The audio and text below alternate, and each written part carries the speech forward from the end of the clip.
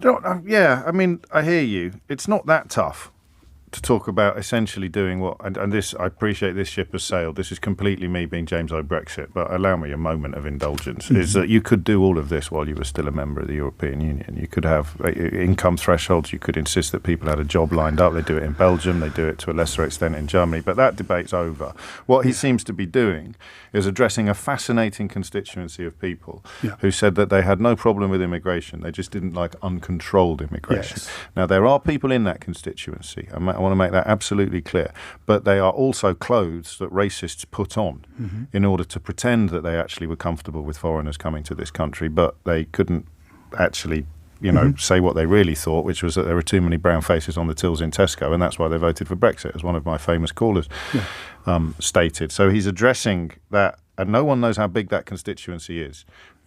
People who complain about living next door to Romanians, or people talking foreign on trains before going back to their German wife, they are not uncomfortable with uncontrolled immigration. They are racists who are uncomfortable with foreign people breathing the same air that they breathe, unless they're married to them. But that is who he's talking to. He's saying, well, of course we need immigration. Immigration is great, but it's going to be much more carefully managed than it has been in the past, which is a largely non-existent problem. But it's very, very big in the minds of voters.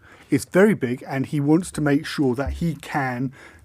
And it's about seizing an opportunity, James. This is about saying, actually, given what's going on with the Conservative leadership at the moment, here is an opportunity to actually stake a claim to make these, once again, traditional Labour voters, to bring them back to the party with a speech like this. The detail doesn't really matter a huge amount for Keir Starmer's point of view. This is an opportunity, and it's a perfect juxtaposition against the CBI, which is, of course... Which is saying we need more immigration. Exactly. And the Prime Minister standing up and saying we need less, effectively. Suella Braverman being committed to, under half of what we currently have, never mind talking about needing more. A politician turning up at a conference and telling the delegates or the members or whoever's turned up to attend that they've got it wrong always plays well with the constituency part, or generally you want it to play well with the constituency part that is going up against that particular industry. So, in a nutshell, he is addressing a rhetorical issue here. He is addressing the perception in the minds of many voters that there are too many people coming here to do jobs, even though we currently have vacancies at record historic levels, while also trying... I mean, in fact, he's riding two horses. He's just trying to... You've also got what's happening in Manston at the same time, even though those who are travelling to the UK across the Channel on perilous journeys... being sent straight back again. There's a great Albanian quoted in the newspapers today begging people not to come via the route he came by, which is helpful and important. But and Sunak spoke yesterday about it, the people in boats being the biggest priority for the country right now, which is ugly. We had another one which was getting down inflation, possibly inevitable. So Starmer's plan is to recognise the necessity of immigration while soothing the concerns of people who think there's too much. Yes. That's going to be tough. We're going to ask. That's why I'm surprised you used the word perfect. Yeah, it's what he's trying to say. We can, and from Keir Starmer's point of view, the most important aspect of this speech is about immigration. Yeah. But he is trying to, at the same time, to those Labour members and Labour voters who might be uncomfortable with that kind of rhetoric, say, actually, we do need to be concerned about this because it relates to economic growth. Absolutely. And this is why I now apologise for apologising earlier when I suggested that my contention at 10 o'clock that we shouldn't talk about a speech until it's finished was actually correct, because you read here... So Keir Starmer will today warn firms to train British workers instead of relying on cheap labour from abroad in his latest U-turn on immigration.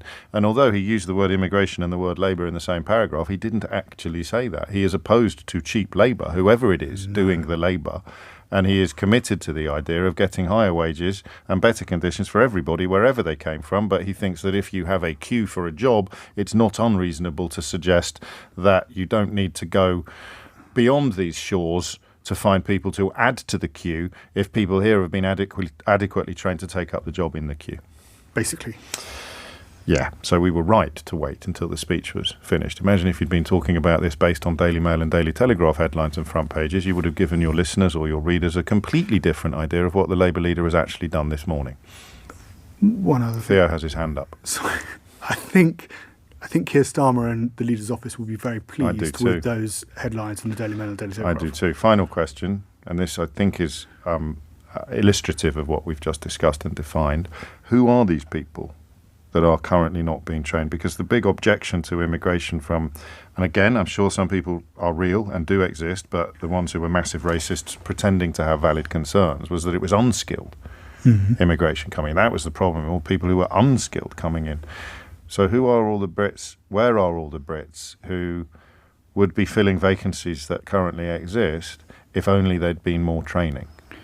Well, a number of the Brits are dropping out of the workforce. According to the Office for National Statistics, it went up to 2.5 million. Not because they feel untrained, but because they feel unfulfilled.